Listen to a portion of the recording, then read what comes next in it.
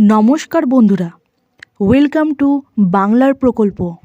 বাংলার প্রকল্প চ্যানেলে আপনাদের সকলকে স্বাগত জানাই। শুরু করছি আজকের নতুন ভিডিও।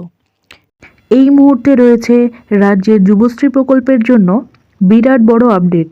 আপনি যদি ওয়েস্ট বেঙ্গল এমপ্লয়মেন্ট ব্যাংকের নাম নথিভুক্ত করে রাখেন এবং আপনার নাম যদি যুবশ্রী প্রকল্পের আওতায় থাকে, তাহলে আপনার জন্য রয়েছে এই মুহূর্তে দুর্দান্ত খুশির আপডেট। যুবশ্রী প্রকল্পের মাধ্যমে প্রতি মাসে 1500 টাকা করে ভাতা দেওয়া হয়ে থাকে।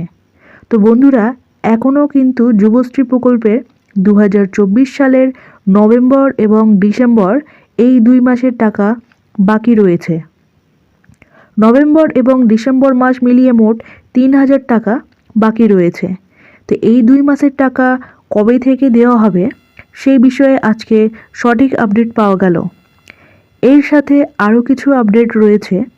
তো বন্ধুরা, সমস্ত কিছুই বলবো এই ভিডিওটির মাধ্যমে, তাই ভিডিওটি সম্পূর্ণ দেখার জন্য অনুরোধ রইল।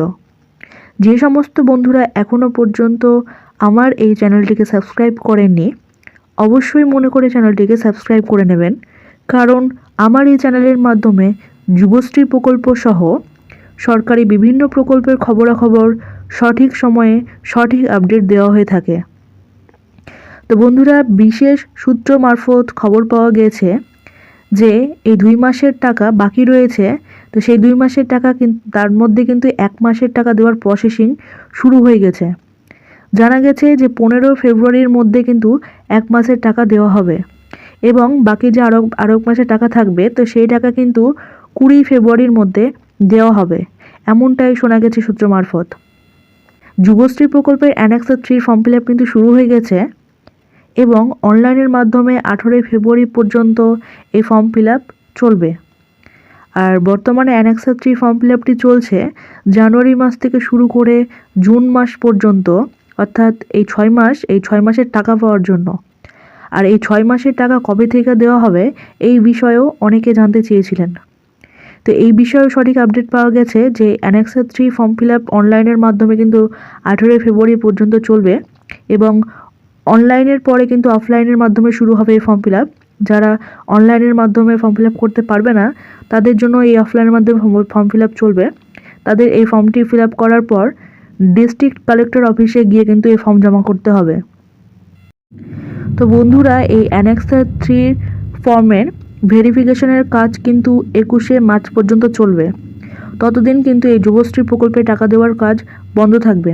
তাই এপ্রিল মাসের প্রথম সপ্তাহ থেকে আবার যুবশ্রী প্রকল্পের টাকা দেওয়ার কাজ শুরু হবে, অর্থাৎ জানুয়ারি, ফেব্রুয়ারি, মার্চ এই 3 মাসের টাকা কিন্তু এপ্রিল মাসের প্রথম সপ্তাহ থেকে দেওয়া শুরু হবে। তো বন্ধুরা, অনেকেই জানতে চেয়েছিলেন 2025 সালের যুবশ্রী প্রকল্পের নতুন লিস্ট কবে দেওয়া হবে। তো যুবশ্রী প্রকল্পের নতুন লিস্ট কিন্তু এপ্রিল অথবা মে মাস নাগাদ বের হবে। যে সকল উপভোক্তারা 2024 সালের যুবশ্রী প্রকল্পের নতুন লিস্ট অনুযায়ী অ্যানেক্সার 1 এবং অ্যানেক্সার 2 ফর্ম জমা করার পরেও স্ট্যাটাসের ঘরে ওয়েটিং নাম্বার দেখাচ্ছিল, তো বন্ধুরা, তাদের এই মুহূর্তে কিন্তু অনেকেরই স্ট্যাটাসের ঘরের পরিবর্তন এসে গেছে। এখন সেই স্ট্যাটাসের ঘরে কিন্তু লাইভ কেস দেখাচ্ছে।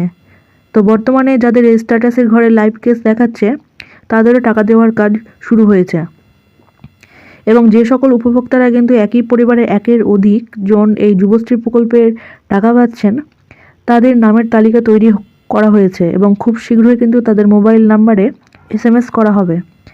যাদের নাম থাকবে এই তালিকায় তাদের সম্ভবত মার্চ মাসের প্রথম সপ্তাহ থেকে ডকুমেন্ট ভেরিফিকেশনের কাজ শুরু হবে।